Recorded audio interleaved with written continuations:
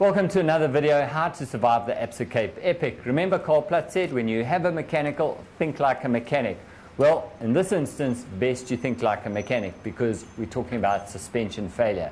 Now, I personally have never experienced it. However, I must say, I do have my front and rear suspensions fully serviced just prior to the Absa Cape Epic. With me again, Sean Whiteman. Sean, have you experienced suspension failure?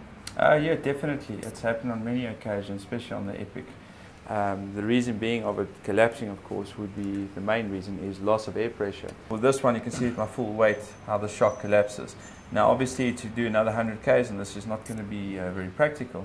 On this particular bike and many others, you'll have a remote lockout or pro pedal, or you'll have a little lever on the actual shock where you can actually switch it on and off. When I say on and off, in this case, you'll see how the shock moves up and down. By pushing the lever to the lockout, you'll see it's now rigid. So yes, you're going to have a bit of a rigid ride, but at least you'll be able to get to the finish. Sean, wouldn't it also help to turn the rebound up as far as possible? In other words, as fast as possible, so it rebounds quicker. The rebound is usually the red little dial you'll find on the shock and on the fork. You've got a positive and a negative, so slow and fast, to put it in simple terms. So on the rear shock, lockout, make the rebound fast so that the shock reacts quicker when you're hitting the bumps, therefore speeding the process of the shock going fully extended again so you can continue riding.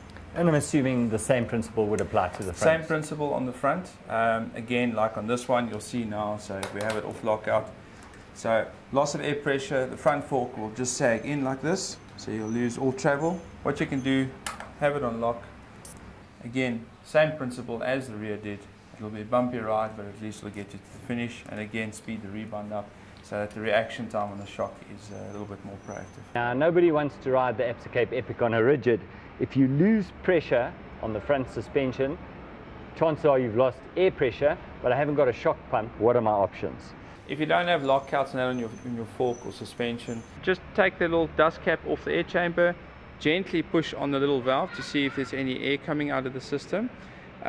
If there's no air, there is a way to inflate it with your CO2 bomb, but you need to have one that is tap regulated so you can do small amounts of air, otherwise you will damage the shock.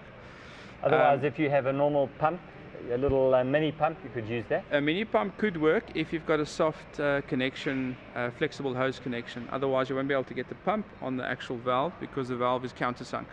Thank you, Sean. Then in summary, if you do have suspension failure, lock your suspension out, turn the rebound up as far as you possibly can. My advice though is make sure just prior to the Epic you service both your front and if you have rear suspension, and that should make sure that you don't experience this problem.